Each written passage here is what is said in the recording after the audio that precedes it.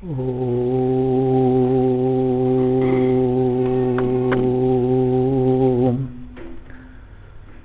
नमो ब्रह्मादिभ्यो ब्रह्म विद्या संप्रदायकर्तृभ्यो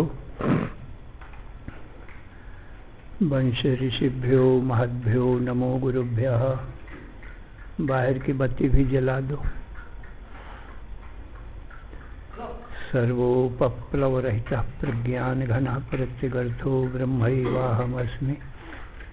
नारायणं पद्मभवं वसिष्ठं शक्तिं च तत्पुत्रपराशरं च व्यासं शुकं गौडपदं महान्तं गोविन्दयोगीन्द्रमथास्य शिष्यं श्रीशङ्कराचार्यम् अथास्य पद्मपादं च हस्तामलकं च शिष्यं तन्त्रोटकं वार्तिककारम् अन्यान् अस्मद्गुरून् सन्ततमानतोऽस्मि।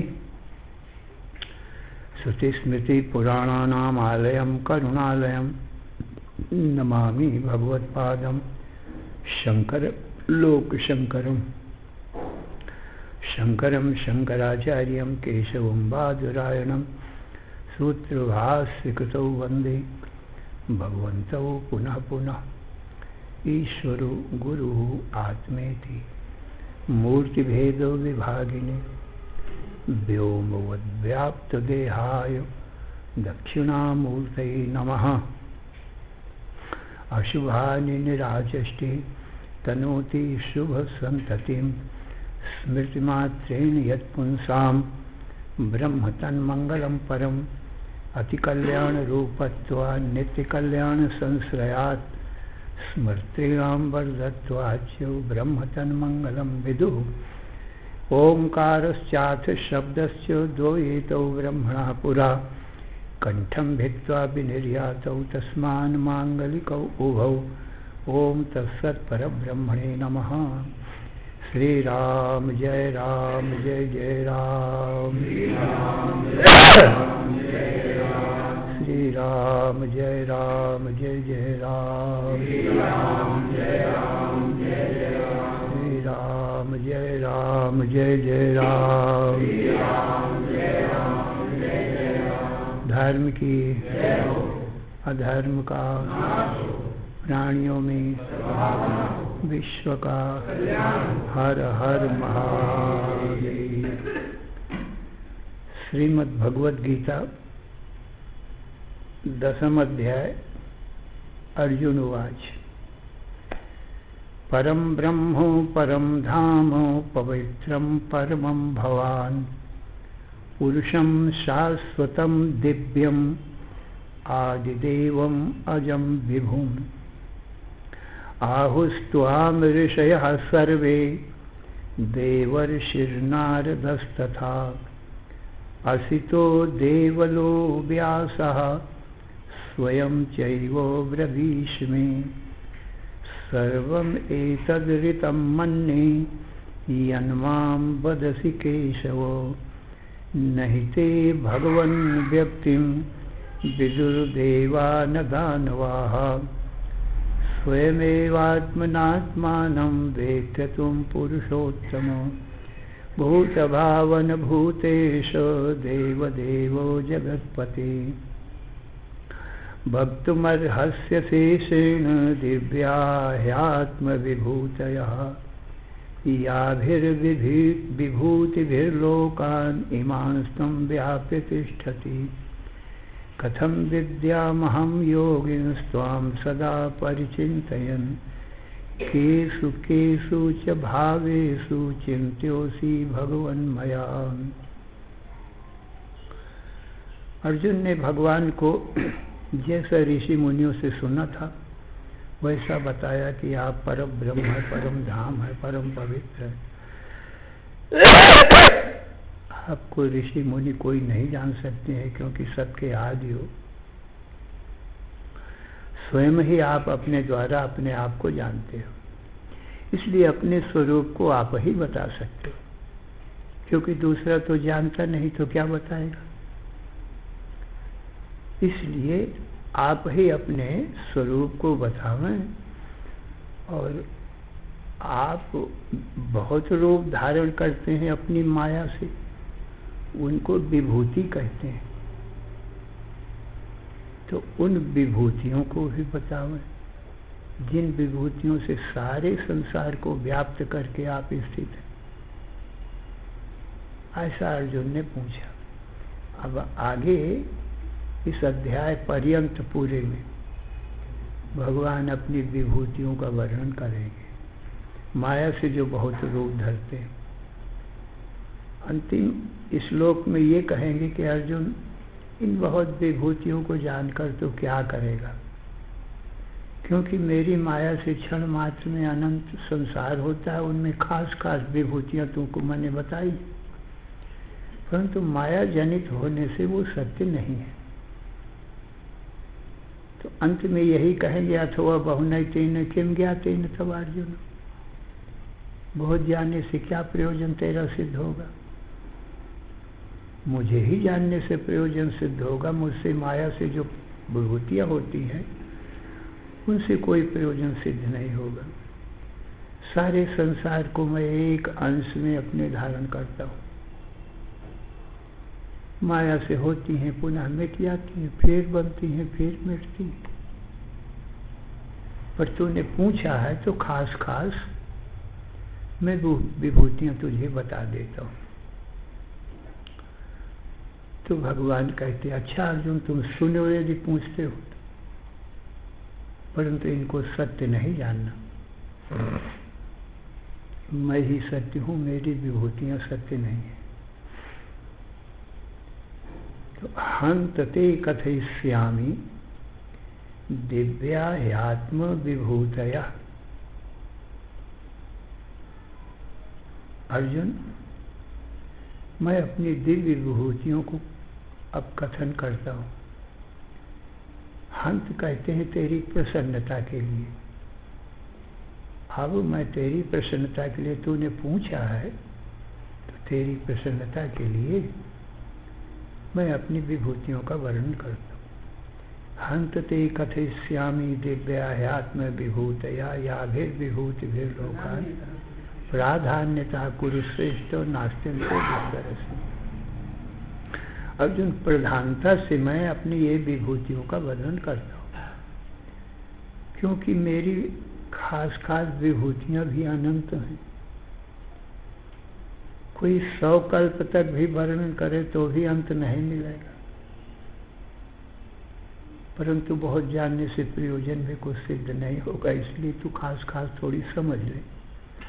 पहले भी मैंने 8वें अध्याय में, 9वें अध्याय में, कुछ 7वें अध्याय में बताई है विभूतियाँ।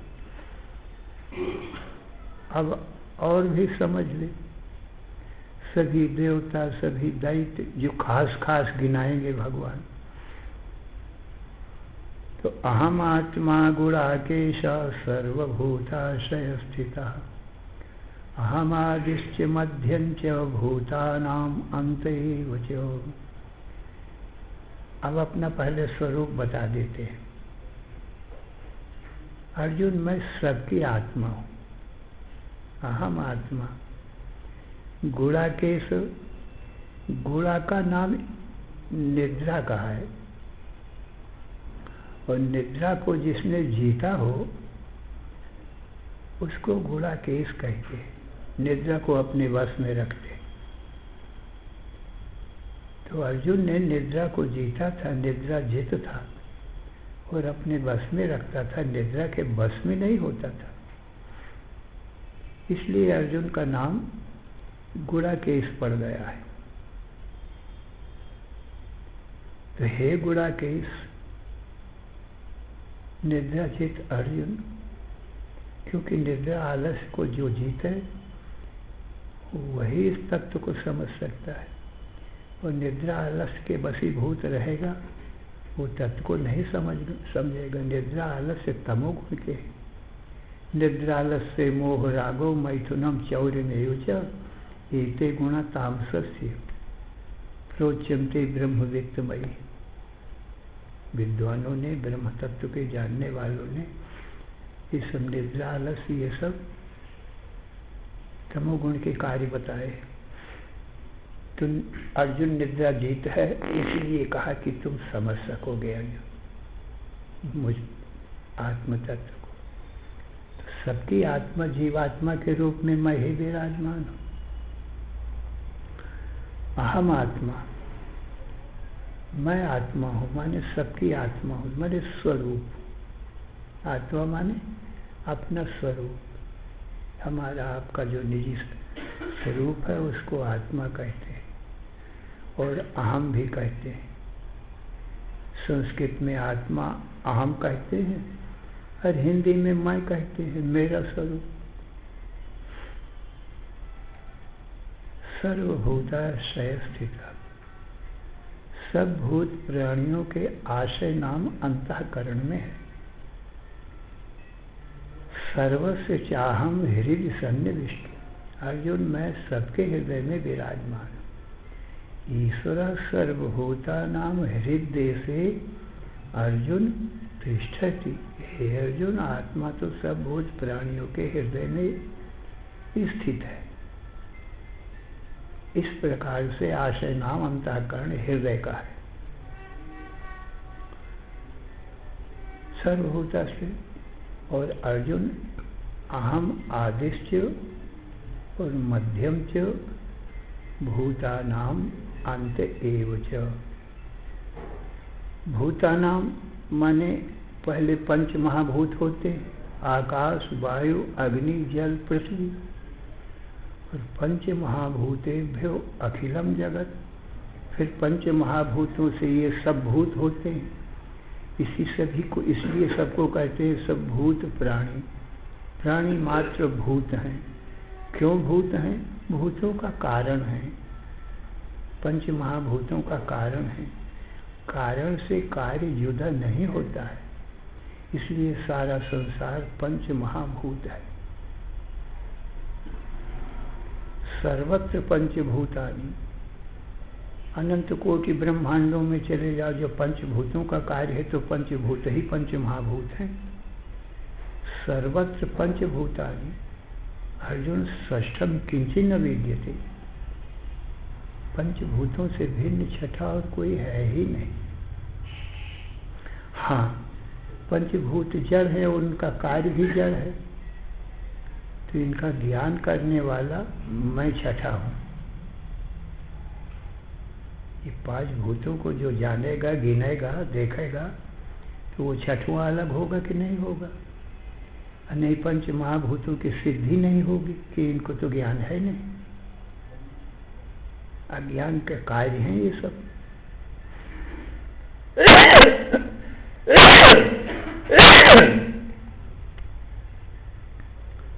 इसलिए सर्वत्र पंचभूतानि षष्ठम किंचिन न विद्यते, पाताले भूतले स्वर्गे। पाताल में, भूतल में, स्वर्ग में कहीं भी चले जाओ, पंच महाभूत और पंच महाभूतों का कार्य है, इसलिए इनको और जड़ है। और पंच महाभूत अज्ञान के कार्य हैं, अविद्या के कार्य हैं। माया या प्रकृति भी इन्हीं को कहते हैं। सत्वम रजस तमेति गुणा प्रकृति संभवा, माया अथवा प्रकृति से पहले तीन गुण होते हैं। माया अपने आप प्रकट होती है, माया का कोई माई बाप नहीं है, मिथ्या माया है। ब्रह्म के आधार अधिष्ठान पने में माया स्वयं प्रकट होती है, इसीलिए इसको स्वभाव ही कहते हैं। देवस्य स्वभावयम् आप्त कामस्य का स्पृहा, जो पूर्ण काम है उसको संसार की उत्पत्ति पालन संहार की कोई इच्छा नहीं है, वो निरीह है। ये माया से सब संसार होता है। प्रकृति नाम स्वभाव का है, स्वभाव से माने अपने आप। तो उस परमात्मा देवता का ये स्वभाव है, माने ये प्रकृति उसकी स्वभाव से अपने आप प्रकट होती, जैसे निद्रा प्रकृति है। हमने आपने पैदा किया नहीं निद्रा को, तो अपने आप आई ना। हम तो केवल दृष्टा हैं। कहाँ से आई कहाँ से नहीं आई है तो कुछ पता नहीं। सामने आई तो मैंने देखा हाँ निद्रा बड़ी अज्ञान अंधकार रूप है, आई है। और फिर हम ये देखते हैं कि निद्रा से ही स्वप्न हो जाता है और स्वप्न से फिर जागृत हो जाता है। तो स्वप्न सूक्ष्म संसार है और जागृत स्थूल संसार है। तो भला बताइए निद्रा ने कैसे बना दिया ये स्वप्न और जागृत? तो निद्रा बनाती नहीं है, कोई सामग्री नहीं है। तो अपने आप ही चेतन की सत्ता स्फूर्ति पा करके उस हलचल होती है, कंपन होती है और वो स्वयं ही स्वप्न और जागृत के रूप में प्रकट हो जाती है, अपने आप ही बन जाती। तो कहो इसको किसने बनाया? किसी ने नहीं। हम तो केवल दृष्टा साक्षी रहे ना, क्योंकि भगवान ने पहले ही बता दिया कि मैं सबकी आत्मा हूँ, इसलिए हमारा तुम्हारा स्वरूप भी सच्चिदानंद ब्रह्म ही है। जागृत स्वप्न सुषुप्त्यादि प्रपंचम यत् प्रकाशते तद ब्रह्म। जो जागृत स्वप्न सुषुप्ति को प्रकाशता है, देखता है, कुछ बनाता नहीं है, मिटाता भी नहीं। तो न बनाता है नहीं मिटाता है, तो निश्चय अपने आप ये होती है, क्योंकि हम तो दृष्टा साक्षी मात्र। इस प्रकार से हे अर्जुन, ये माया का, प्रकृति का और प्रकृति के कार्य, सारे संसार का मैं आत्मा आधार अधिष्ठान रूप आदि हूँ। इनका आदि हूँ, मैं स्वयं अनादि हूँ। जो मुझसे प्रकट होते हैं उनको आदि कहते हैं। मैं तो प्रकट होता नहीं, इसलिए सर्वभूता नाम आदि। सब भूतों का मैं आदि हूँ और मैं स्वयं अनादि हूँ। अहम आत्मा गुणाकेशः सर्वभूता सह स्थिता अहम आदिश्य। और मध्यम च, और सब भूत प्राणी फिर मुझ में ही रहते हैं, इसलिए सब भूत प्राणियों का मध्य भी मैं ही हूँ और सब भूत प्राणियों का अंत भी मुझ में ही होता है। इसलिए सब भूत प्राणियों का मैं अंत भी हूँ, परंतु मैं स्वयं अनंत हूँ, क्योंकि मेरी उत्पत्ति नहीं होती है। उत्पत्ति को आदि कहते हैं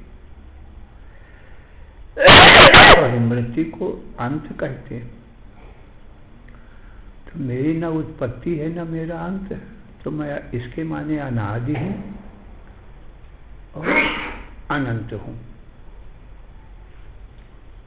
सब भूत प्राणियों का मैं आदि हूँ और मैं ही अंत हूँ और मैं ही मध्य हूँ, क्योंकि मुझे में ही ये सब रहते माने दिखाई पड़ते, देखता भी मैं ही हूँ। जैसे टीवी का शीशा, जितने खेल आते हैं, तमाशा आते हैं, आप लोग देखते हो घर घर में, शीशा ही उनका आदि है। कहाँ से आए चित्र ये शीशा को पता नहीं है। टीवी के शीशा समान हमारा आत्मा है, भला छाया चित्र है, वो आ गए। तो जब प्रकट भय तो आज भी टीवी का शीशा है, खेल समाप्त हुआ तो अंत हो गए, अंत भी टीवी का शीशा ही है। और मध्य जितनी देर दिखाई पड़ते हैं चित्र, वो मध्य भी शीशा ही है। इसी प्रकार आत्मा रूपी दर्पण इस छाया चित्र के समान ये जगत है। माया का कार्य छाया चित्र के समान ही होता है, सत्य नहीं हुआ करता। यदि सत्य होवे तो टीवी के शीशा में हाथी घोड़ा रथ दौड़ेंगे? क्या उसमें जगह है? सत्य के लिए तो जगह चाहिए ना। यदि सच्चे हाथी घोड़ा रथ हों और मैदान हो जहाँ युद्ध हो रहा है, महाभारत हो रहा है, तो जगह चाहिए। और टीवी के शीशा में तो सुई की नोक जाने की भी जगह नहीं, तो ये हाथी घोड़ा रथ कहाँ उसके भीतर आएंगे? इसलिए सत्य तो हो नहीं सकते। सत्य के लिए देश काल वस्तु चाहिए। जितनी जगह चाहिए रहने के लिए उसको देश कहते हैं। और उन हाथी घोड़ा रथों के बनने के लिए जितना टाइम लग चाहिए उसको काल कहते हैं। और जिन जिन वस्तुओं से बनते हैं ये, वो सामग्री चाहिए, वस्तु चाहिए, तब तो वो बनेंगे। सो न देश है, न रहने की जगह है, न समय है, एकदम सब दिखाई पड़ने लगे तो काल कुछ नहीं। और कोई वस्तुओं से वो चीज़ें बनी नहीं, छाया चित्र कोई वस्तुओं से नहीं बनी। तो भगवान कहते हैं अर्जुन, ये संसार भी वस्तुओं से नहीं बना है, सामग्री से नहीं बना है। देश काल वस्तु बिना सद्घन चिद्घन आनंद घन अपने आत्मा रूपी दर्पण में खाली दिखाई पड़ते। तो बिन सामग्री उपजत याते, जग प्रपंच इन मिथ्या ताते। बिना सामग्री के अर्जुन ये संसार उत्पन्न हुआ है, इसलिए ये मिथ्या है। इंद्रजालवत, जैसे इंद्रजाली पुरुष बिना सामग्री के मेवा मिठाई मलाई 56 प्रकार का भोजन बना के क्षण मात्र में तैयार कर दे। हाथी घोड़ा रथ आकाश में बना देवे जादूगर, तो बिना सामग्री के बना है, इसलिए वो झूठा है। तो अर्जुन ये भी बिना सामग्री के माया से बना है, इसलिए ये झूठा है। पर आत्मा रूपी दर्पण में ये झूठा संसार छाया चित्र के समान प्रतीत हो रहा है, क्योंकि आत्मा में देश काल वस्तु है नहीं। और वहाँ ही ये शीशा, टीवी के शीशा के समान ये दृष्टांत समझ लो। तो विश्वम दर्पण दृश्यमान नगरी तुल्यम, ये विश्व कैसा है? कहते हैं जैसे दर्पण में नगरी दिखाई पड़ती है, छाया चित्र दिखाई पड़ते। विश्वम कीदृशम दर्पण दृश्यमान नगरी तुल्यम, दर्पण में दिखाई पड़ने वाली नगरी के तुल्य है। कहाँ? आत्मा, हमारी तुम्हारी आत्मा रूपी दर्पण में। बहिर्योद्भूतम यथा निद्रया, और ये बाहर दिखाई पड़ता है पर आत्मा में ही अध्यस्त है। अब ऐसा लगता है ये बाहर है संसार, पर आत्मा रूपी दर्पण के बिना बाहर दिखाई कहाँ पड़ेगी छाया चित्र? शुद्ध आत्मा रूपी दर्पण में ये छाया चित्र प्रकट हो रहा है।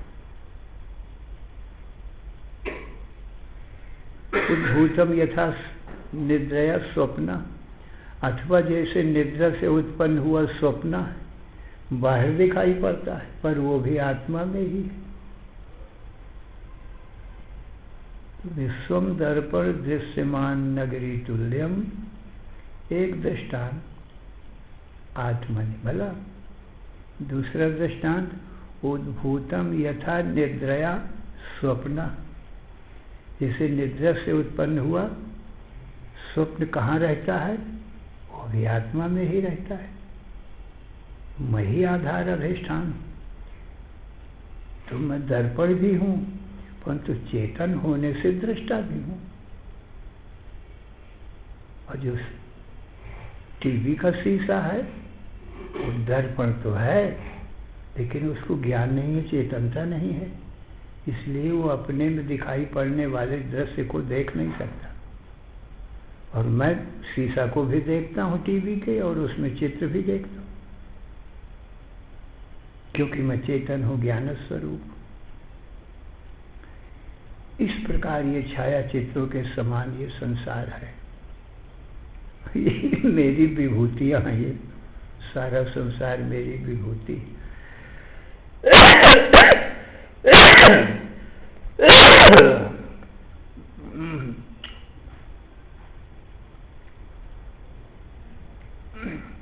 तो अहम आत्मा गुणाकेशः सर्वभूताशय स्थितः, अहम आदिश्य और मध्यम च और भूतानाम अंतयो च।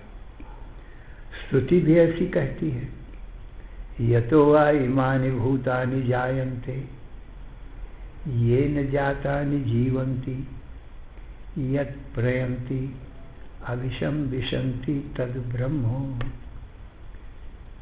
अर्जुन, जिससे ये जगत उत्पन्न होता है तो उत्पन्न होता है इसलिए आत्मा ब्रह्म आदि हो गया ना सबका, और जिसमें रहता है तो ये मध्य हो गया, और जिसमें लीन हो जाता है वो अंत हो गया। तो ये तो या इमानि भूतानि जायन्ति और ये न जातानि जीवन्ति और यत् प्रयन्ति, और जिसमें चलते फिरते हैं, और अविशम विशन्ति और जिसमें प्रवेश कर जाते हैं, तद ब्रह्म, वह ब्रह्म है। अब एक बात ये समझना है, कहीं तो ब्रह्म से जगत उत्पत्ति बताई जाती है श्रुतियों में, और कहीं ईश्वर से बताई जाती है, और कहीं माया से बताई जाती है।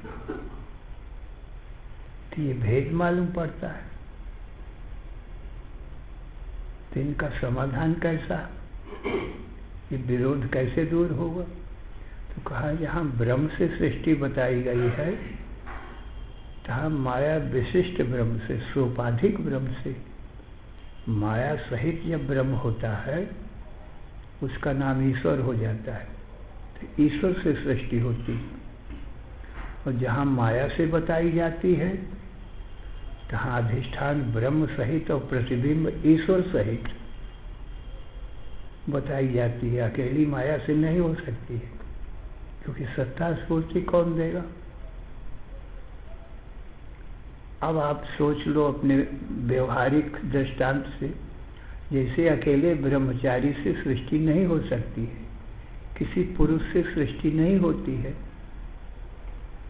लोग कहते हैं किसके लड़के हैं, तो पिता का नाम लेते हैं, अमुक के लड़के, सारा व्यवहार ऐसे देखने में आता है लिखा पढ़ी में, फलाने के बेटे हैं। तो क्या उसके अकेले उसने पैदा किया है? पुरुष ने? अकेला पुरुष तो पैदा कर नहीं सकता संतान।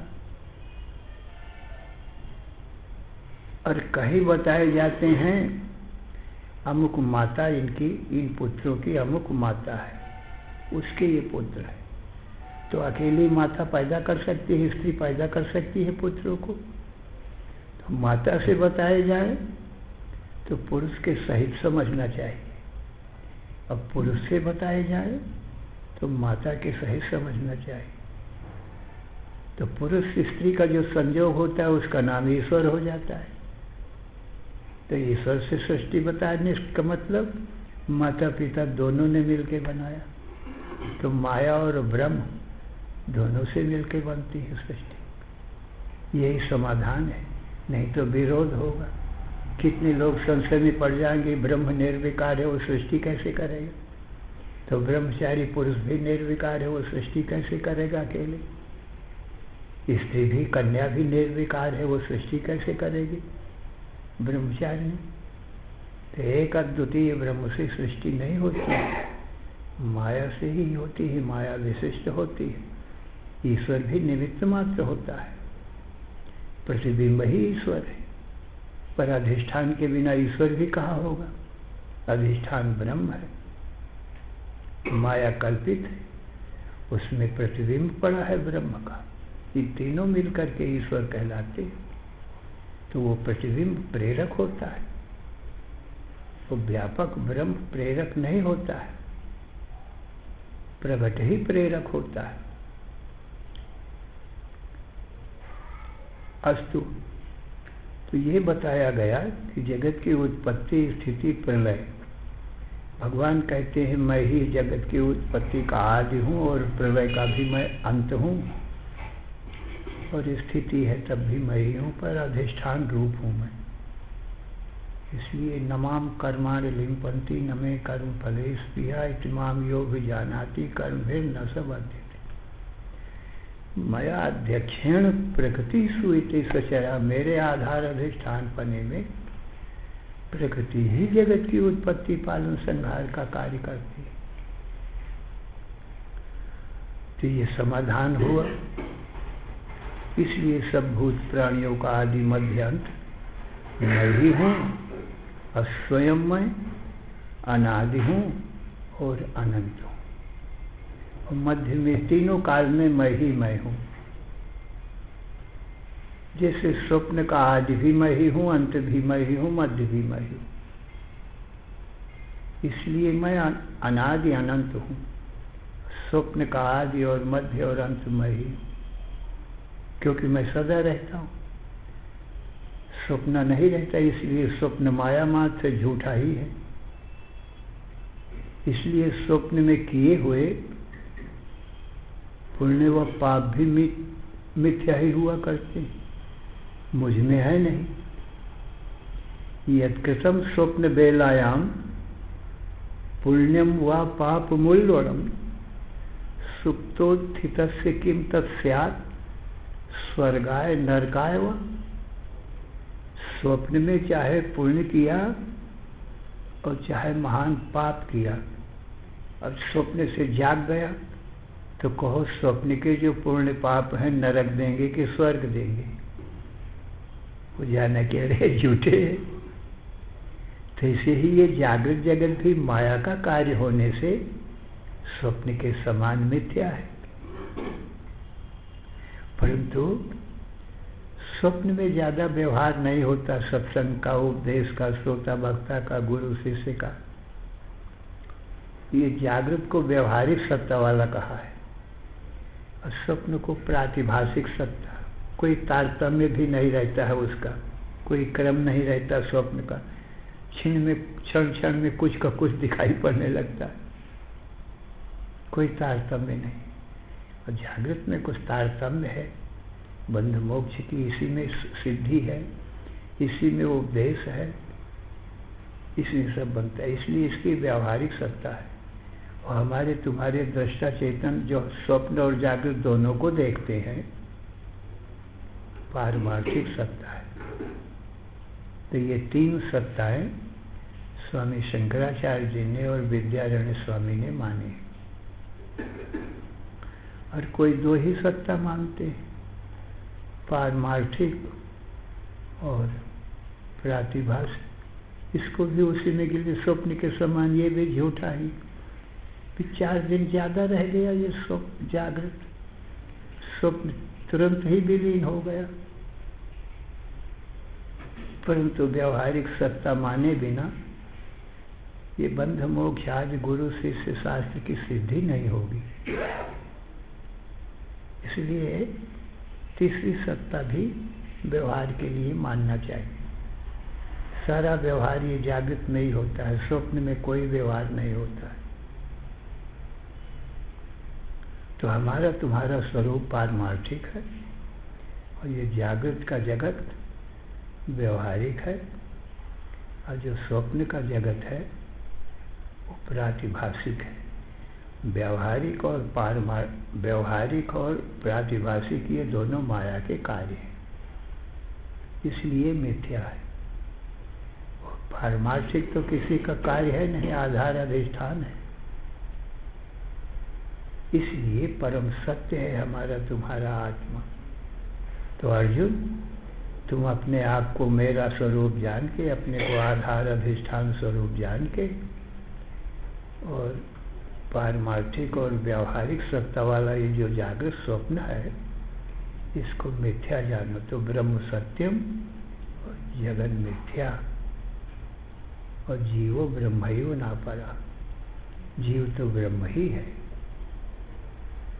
और ये जगत दृश्य प्रपंच ये मिथ्या है। क्यों मिथ्या है? माया कार्यत्वात्। ये माया का कार्य है, जागृत और स्वप्न का प्रपंच। निद्रा ही माया है। सबसे सरल माया समझने के लिए, नहीं तो माया किसी को पता है माया क्या चीज होती है? माया माया कहते रहो, कुछ समझ में आता नहीं। पर निद्रा तो हम रोज देखते हैं, तो निद्रा माया है। और इसी निद्रा रूप माया का संसार, जागृत और स्वप्न, इतना ही तो संसार है, और तो कोई संसार है नहीं। ये माया का कार्य है, इस वास्ते ये भी मिथ्या है। और ब्रह्म सत्य है, क्योंकि आधार अधिष्ठान है। हमारे ऊपर ही ये माया का खेल हो रहा है। यदि मैं ही न हूँ आधार अधिष्ठान और दृष्टा न हूँ, तो माया जड़, उसका कार्य जागृत स्वप्न का संसार भी जड़। तो ये अपनी सिद्धि नहीं कर सकता है हम दृष्टा बिना। इसलिए दृष्टा ही दृश्य का आधार अधिष्ठान है और सदा है। तो ये भगवान ने अपना स्वरूप बताया। अब आगे पूरे अध्याय में सब विभूतियाँ वही माया से बनी हुई है। सब देवता भी, दैत्य भी, मनुष्य भी। तो मनुष्यों में, जागृत में जो श्रेष्ठ हैं,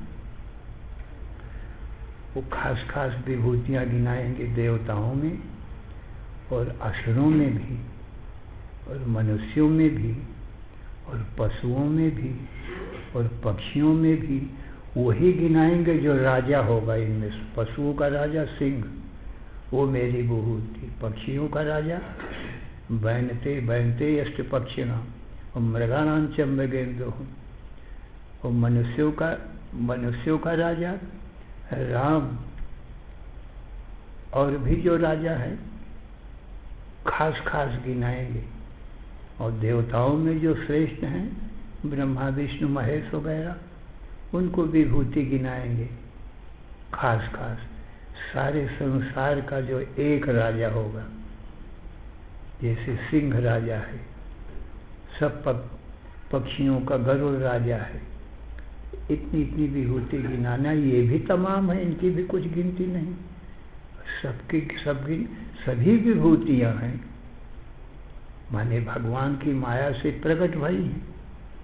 विशेषे भवनम विभूति, भी विशेष रूप से, भूति उत्पत्ति, प्रकट होना, यही सब गिनाना है। तो ये स्वप्नवश सुनने की बात है, और पर मिटाना ही है सुन करके, सत्य नहीं मानना है। इसीलिए अंत में कहेंगे कि इससे कुछ प्रयोजन नहीं होगा, पर तुमने पूछा है, चलो बता देता हूँ। श्री राम जय राम, जय जय राम। श्री राम जय राम, जय जय राम। श्री राम जय राम, जय जय राम। श्री राम जय जय राम। श्री राम जय राम, जय जय राम। श्री राम जय राम, जय जय राम। धर्म की अधर्म का, प्राणियों में विश्व का। हर हर महादेव।